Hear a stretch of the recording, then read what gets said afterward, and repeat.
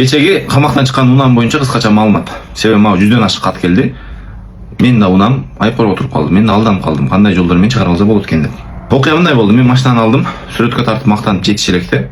Эртеси күнү апарып туруп айыпкорго коюп коюшту. Бул жерде ошол мага саткан киши менен тергөөчү ишти кылып коюптур да. 12-январь күнү токтон чыккан. Машинанын сатылышын булар күтөт. 16 күн өткөндөн кийин мен алам. Анан кийин мен эртеси күнү барат да токтомдон апарат айыпкорго киргизип коюшат. Сен коопсуздугуңду карай турган кызматкерлер ушинтип сенин алданышыңа кызыктар болгондо сенин ишиң эч качан оң жагына чечилбейт экен. Мен да көп чуркап, көп убактым короду, акчам короду, адвокаттарга иши кылып, тыянак чыккан жок. Мага саткан киши ушундай сүттөй аппак. Мен билген жокмун эчтекени.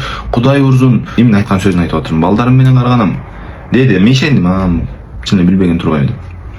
Анан бир эжем, мен окуяны айтып берем. Ошол жерден эле чалып туруп эле мыкындаганда күнөөзүн мойнуна алып мага саткан киши.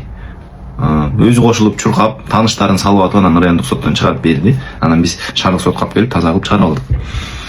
Ошон үчүн ким алдап кетишин азыр билбейт экенсиң, туугандар. Алдамчылык азыр өтө трендке айланыптыр.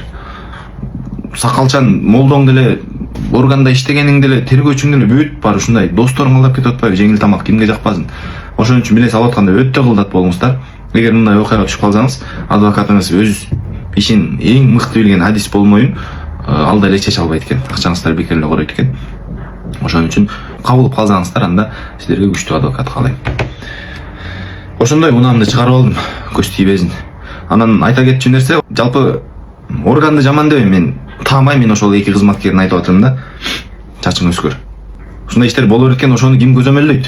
Мен барып туруп пешенесине сайып көрсөтүп берем ошонун далилдери мененчи.